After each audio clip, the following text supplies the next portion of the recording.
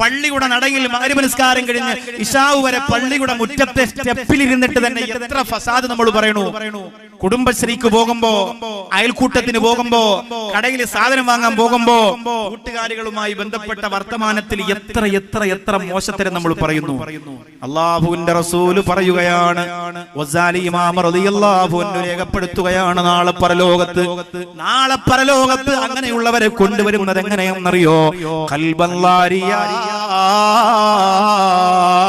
ചാടിക്കടിക്കുന്ന നായകളെ പോലെ, കുരച്ചുകൊണ്ട് ചാടുന്ന നായകളെ പോലെ, ഫസാദും ഇബത്തും പറഞ്ഞ് നടന്ന മനുഷ്യരെ അല്ലാഹുവിന്റെ മുമ്പിലേക്ക് കൊണ്ടുവരും എന്ന് ഗസാലി ഇമാം റളിയല്ലാഹു അൻഹു പറയുന്നു. പെങ്ങളെ, ചാടിക്കടിക്കുന്ന നായകളെ പോലെ അല്ലാഹുവിന്റെ ലോകത്ത് കൊണ്ടുവരികയാണ്. ആരെ കൊണ്ടുവരികയാണ്? ഫസാദ് പറയുന്നവരെ, ഈവത്ത് പറയുന്നവരെ, കല്യാണം മുടക്കുന്നവരെ, അടിയുണ്ടാക്കുന്നവരെ, ഏഷണി കൂട്ടുന്നവരെ, നാട്ടിൽ ഫിത്ന ഉണ്ടാക്കുന്നവരെ, ആ രീതിയിലാണ് നാളെ അല്ലാഹുവിന്റെ ലോകത്ത് കൊണ്ടുവരുന്നത്. പടച്ചവനെ, ഈ നാവ് കൊണ്ടല്ലേ നമുക്ക് ലാ ഇലാഹ ഇല്ലല്ലാഹ് പറയേണ്ടത്? അറിയാതെ എങ്ങാനും ഒരു അനിസ്ലാമികമായ വർത്തമാനം നമ്മുടെ നാവിൻ തുമ്പത്ത് വന്നുപോയാൽ അല്ലാഹുവിന്റെ ലോകത്ത് പിടിച്ചു നിർത്തും. പ്രിയപ്പെട്ടവരെ,